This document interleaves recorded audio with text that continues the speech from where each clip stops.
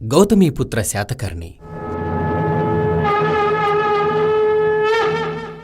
చారిత్రక నేపథ్యం ఉన్న మహనీయుల గాథలు విన్నా, వారి వ్యక్తిత్వాన్ని, గుణగణాలను తెలుసుకున్నా పిల్లలకు స్ఫూర్తిదాయకంగా ఉంటాయి. అందులోనూ విశేష పాలనా నైపుణ్యాలు ప్రదర్శించిన రాజులు మార్గదర్శకంగా నిలిచారు.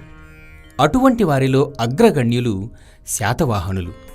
తెలుగువారి చరిత్ర పరిశోధనలో మొట్టమొదట తెలుసుకునవలసిన వంశం శాతవాహనులదే. క్రీస్తు పూర్వం 220 మొదలుకొని క్రీస్తు శకం 200 వరకు, అంటే సుమారు 400 ఏళ్ల పాటు శాతవాహనుల పాలన సాగింది. శాతవాహన రాజుల్లో గౌతమీపుత్ర శాతకర్ణిది విశిష్ట వ్యక్తిత్వం. శాలివాహనుడు భారతదేశాన్నంతా పరిపాలించిన తెలుగు చక్రవర్తి.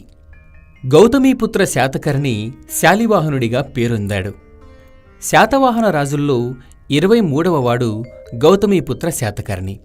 తండ్రి శాతకర్ణి తర్వాత గౌతమీపుత్ర శాతకర్ణి రాజయ్యాడు. తల్లి గౌతమి బాలాశ్రీ. తల్లి పేరులోని గౌతమి, తండ్రి పేరులోని శాతకర్ణితో కలిపి గౌతమీపుత్ర శాతకర్ణిగా ప్రజల మన్ననలు అందుకున్నాడు. గౌతమీపుత్ర శాతకర్ణి తండ్రి శాతవాహనుడు అశ్వమేధయాగం చేసి రాజ్యాన్ని విస్తరించాడు. అతని తరువాత శాలివాహనుడు రాజయ్యాడు. అప్పటికి రాజ్యమైతే విస్తరించబడింది, కానీ శత్రుదేశాల నుంచి ప్రత్యేకంగా శకులు, యవనుల వల్ల రాజ్యానికి ముప్పు కలిగే అవకాశం ఉండేది. శాలివాహనుడు శకులను, యవనులను, పల్లవులను ఓడించి రాజ్యానికి పూర్వ వైభవం తెచ్చాడు. భారతీయ పంచాంగం శాలివాహనుని పేరు మీదే ఈనాటికి చలామణి అవుతోంది. గౌతమీపుత్ర శాతకర్ణి పేరు మీద నాణేలు ముద్రించబడ్డాయి.